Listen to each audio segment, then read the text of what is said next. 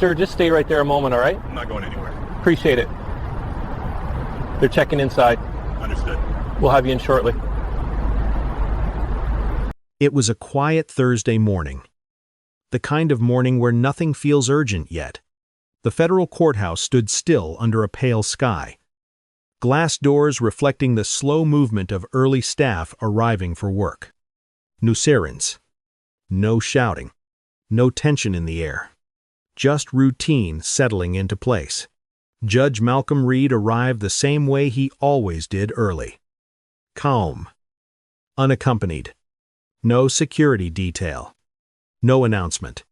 Just a leather briefcase in his left hand. A travel mug in his right.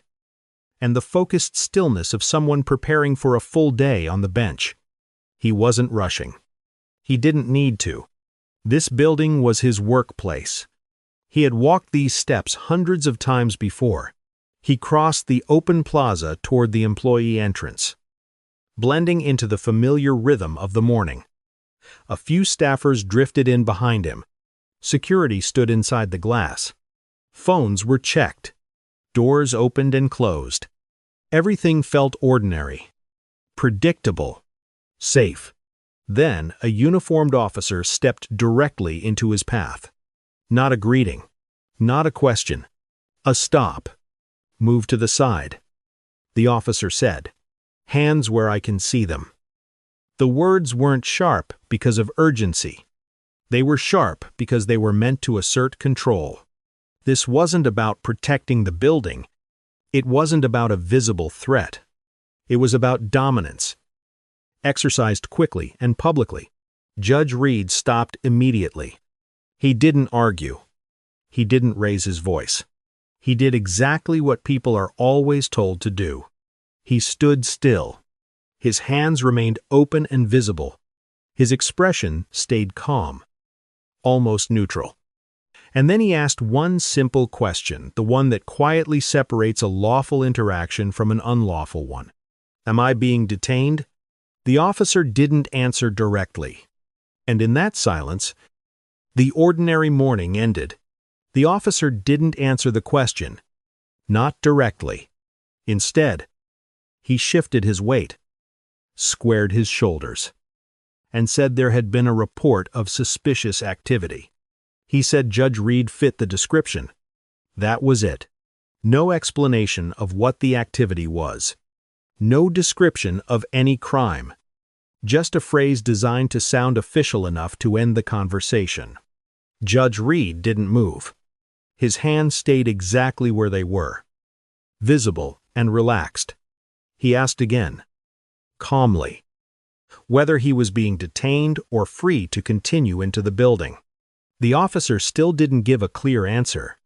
He repeated the same line about suspicious activity and followed it with another command, "Step back. Stay right there." That's when it became clear this wasn't an investigation. It was an attempt to establish authority without legal footing. No allegation. No behavior cited. No time, place, or action described. Just control first. Justification later. Reed asked what specific crime was being investigated. The officer couldn't name one. He didn't describe a report. He didn't explain what part of Reed's behavior triggered the stop. He simply stood closer and let the uniform do the talking. Most people would panic at this point. They'd get defensive, raise their voice, or start digging for ID too fast, giving the officer an excuse to escalate. Reed did none of that. He stayed exactly where he was and kept his voice even. He told the officer he was willing to identify himself, but only after the officer stated the legal basis for issuing commands. He asked for articulable facts. Facts, not impressions. Conduct, not vibes. The officer's posture changed. His jaw tightened. His voice dropped into that rehearsed authority tone. "I told you to move." And in that moment, the stop crossed from uncomfortable to unlawful. Judge Reed didn't respond to the tone. He didn't mirror it. He didn't challenge it emotionally. That was deliberate. Instead, he slowed everything down. His voice stayed level, almost flat, the way people speak when they are focused on record, not reaction. He told the officer he understood the commands. But commands required a legal basis.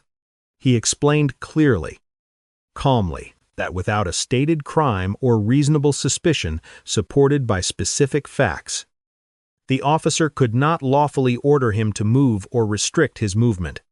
This wasn't a speech. It was a reminder of standards. Then Reed identified himself. Not loudly, not dramatically. He said he was a federal judge assigned to the courthouse.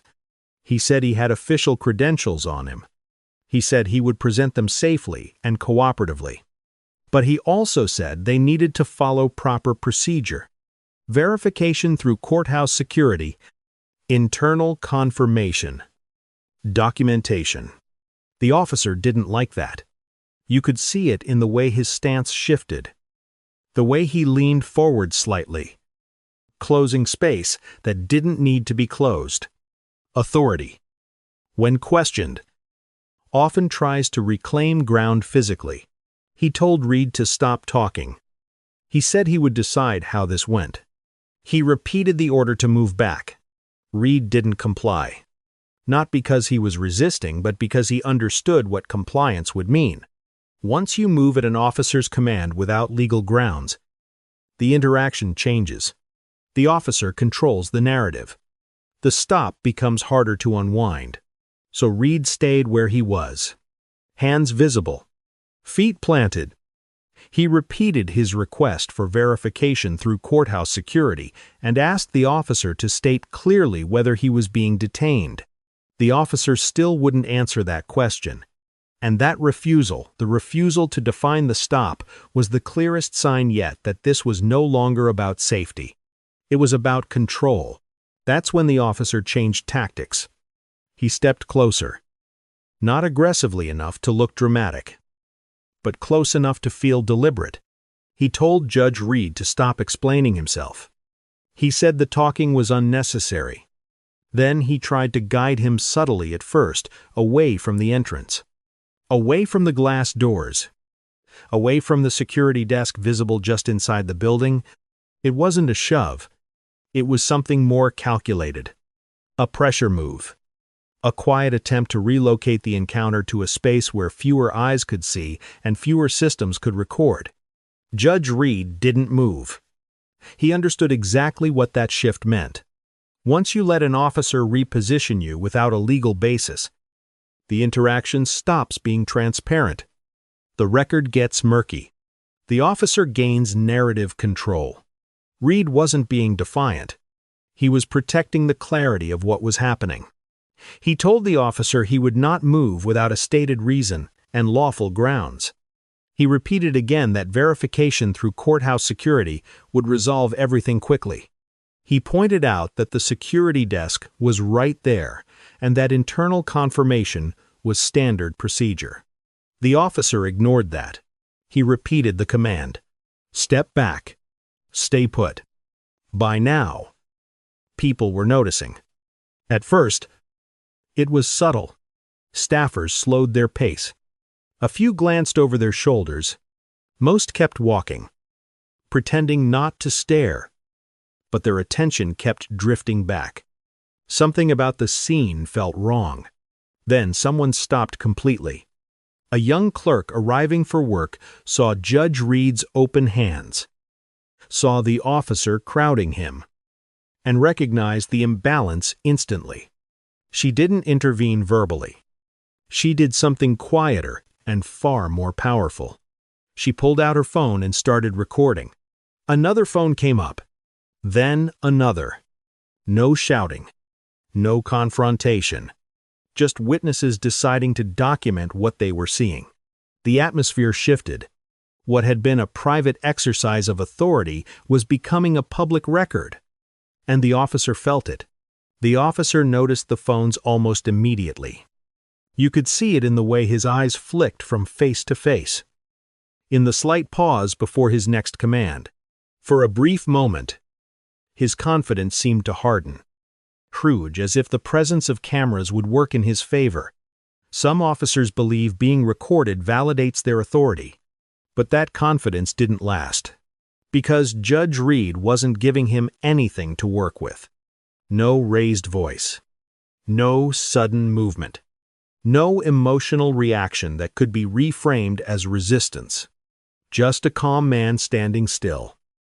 Hands visible. Asking clear legal questions. And on camera. That contrast mattered.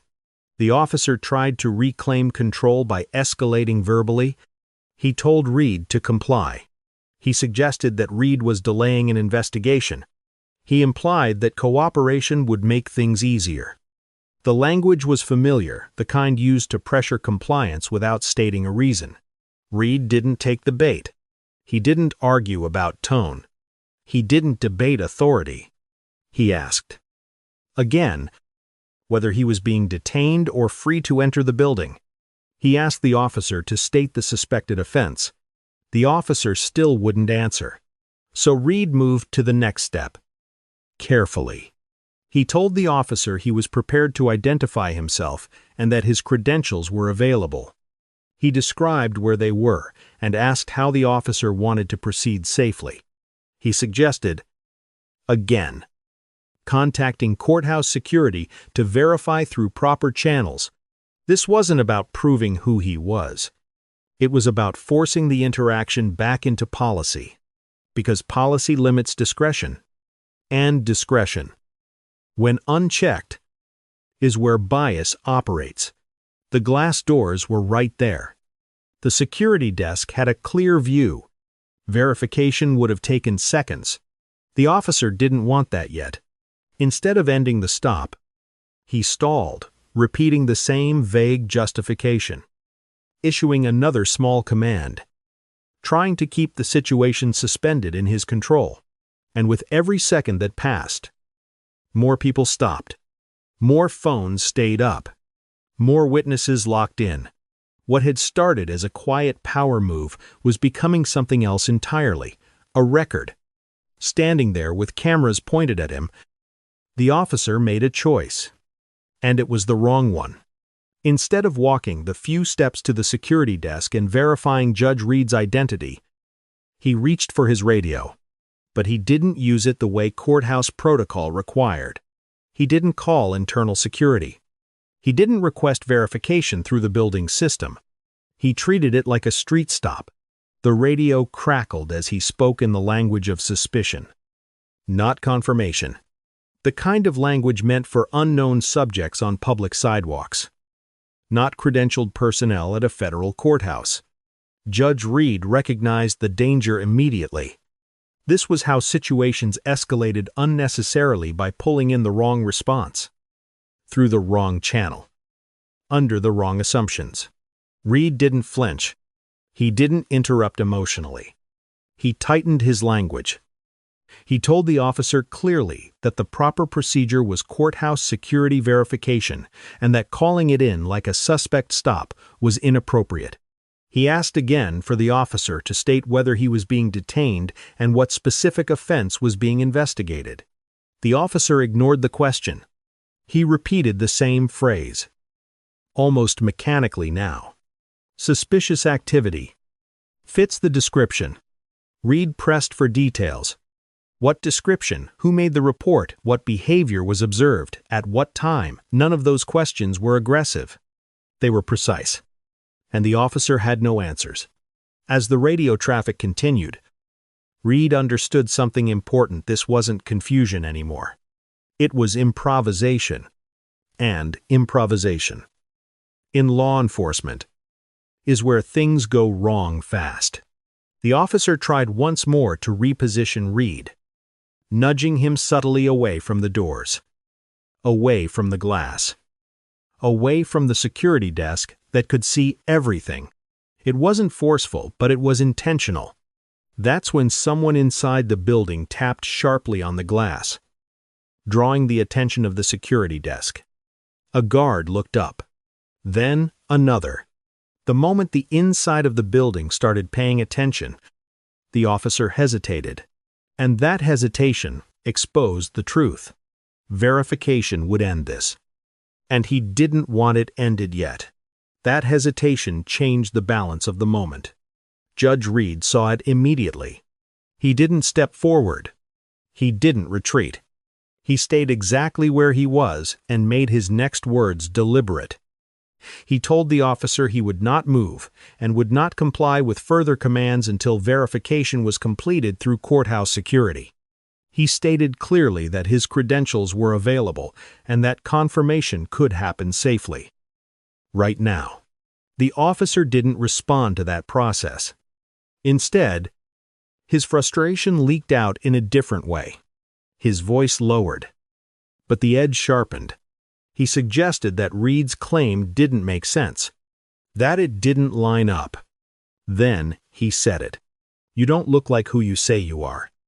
Phones caught it. Witnesses froze. That single sentence did what all the vague language before it couldn't. It exposed the real problem.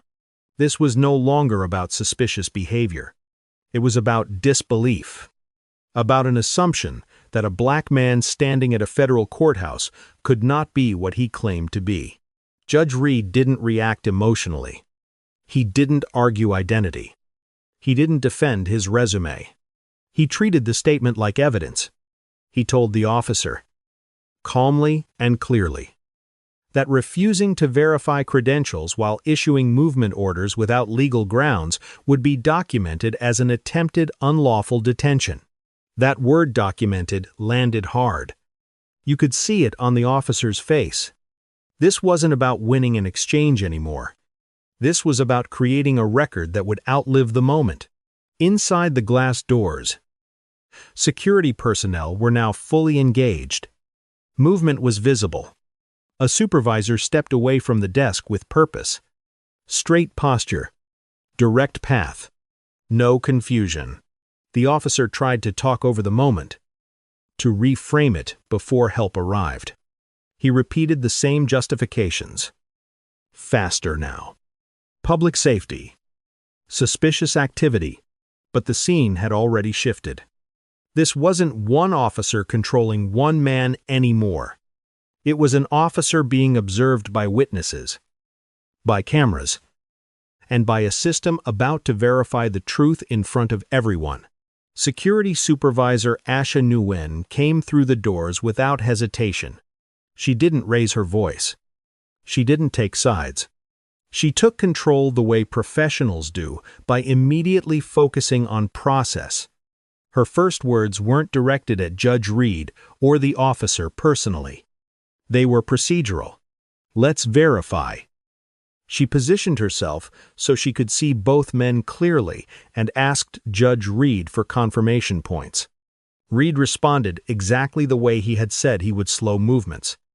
Hands visible. No sudden gestures. He stated his name, his assignment, and where his credentials were located, allowing Asha to decide the safest way to proceed. The officer tried to interject. He repeated the same explanation he'd been using from the beginning. Suspicious activity. Fits the description. Public safety. Asha didn't engage with the narrative. She asked him directly what specific conduct had been reported and what specific description he was acting on. He couldn't answer cleanly. Not with facts. Not with details. Asha ran the verification through internal channels. It didn't take long. Seconds. Not minutes. The confirmation came back clear and definitive. Judge Malcolm Reed was exactly who he said he was. Assigned to the building. Expected. Fully authorized. The officer's reaction wasn't relief. It was irritation. Like the outcome had inconvenienced him. He tried to minimize what had happened, reframing the stop as routine diligence. A quick check that had gone slightly sideways. But the phones were still up. The witnesses had heard every command. They had seen the attempts to move Reed away from the doors. They had watched the refusal to state a suspected offense. They had heard the disbelief. Asha ended the interaction cleanly. She told the officer verification was complete and that the stop was over. Then she asked him for his supervisor's contact information. That request changed the officer's body language instantly. Because verification hadn't just ended the stop, it had started accountability. The officer shifted his stance as if the moment had passed. He looked away, adjusted his radio, and started to step back, like this could all dissolve if he disengaged quickly enough. Like it could be written off as nothing. Judge Reed didn't raise his voice to stop him. He didn't step into his space. He addressed the moment through process. He told Supervisor Nguyen, calmly and clearly, that he wanted all records related to the interaction preserved immediately. Body-worn camera footage, radio transmissions, dispatch logs, courthouse exterior cameras, entryway footage. He asked for the names of everyone who had witnessed the stop and the names of the security personnel who responded. He wasn't assigning blame on the spot. He was building a timeline. The officer tried one last time to soften the scene. He implied Reed was overreacting. He suggested it had been a minor misunderstanding that didn't need to go any further. Reed didn't accept that framing.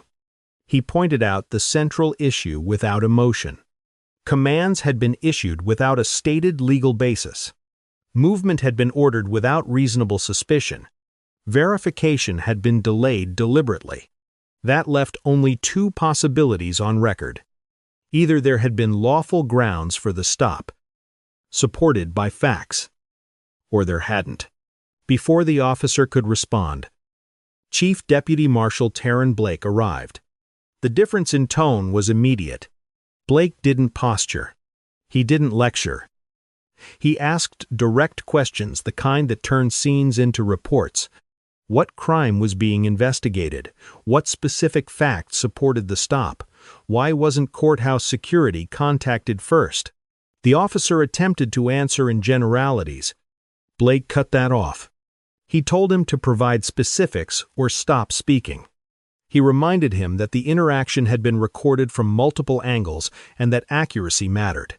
At that moment, the officer's confidence finally collapsed. With the questions on the table and witnesses all around, the officer shifted strategies. The authority voice disappeared. In its place came explanations. He spoke about caution, about misunderstandings, about responding to a vague call and trying to be careful. None of it addressed the core problem. Chief Deputy Marshal Blake didn't debate intent. He focused on standards. If an officer was going to stop someone at a federal courthouse, there had to be articulable facts. There had to be a suspected offense. And there had to be a reason for bypassing internal verification protocols. The officer couldn't provide any of that in a way that held together. Judge Reed remained quiet while the exchange happened. When he spoke, it was brief and precise. He told Supervisor Nguyen and Deputy Marshal Blake that he wanted an incident report generated immediately and that all related audio and video be preserved without exception. No gaps, no delays, no missing segments. Then he added one more request. He asked that the officer's assignment history at that courthouse be reviewed for similar stops. Not as an accusation, but as a procedural necessity. Pattern matters. Context matters. One incident can be dismissed. A pattern cannot. The request landed heavily. Everyone there understood the implication. This was no longer about a single morning. It was about whether this behavior had happened before and whether it had been allowed to continue unchecked. Judge Reed didn't lecture the officer. He didn't threaten him. He ended the public interaction with one sentence, delivered evenly and without drama. Next time, verify first. Facts before force. Then he did something more powerful than any argument. He picked up his briefcase, turned toward the glass doors, and walked into the courthouse unescorted, unhurried, exactly where he belonged. What happened next didn't unfold in public, but it moved quickly behind the scenes. Before the end of the day, Judge Reed filed a formal complaint through the appropriate channels. It wasn't emotional. It wasn't dramatic. It was precise. Time, location, officer name, stated reason for the stop, the refusal to identify a suspected offense, the attempts to issue movement commands without legal grounds. The verification result? He requested a case number and written confirmation of receipt. Nothing informal. Nothing off the record. The video spread anyway. First among courthouse staff, then beyond the building.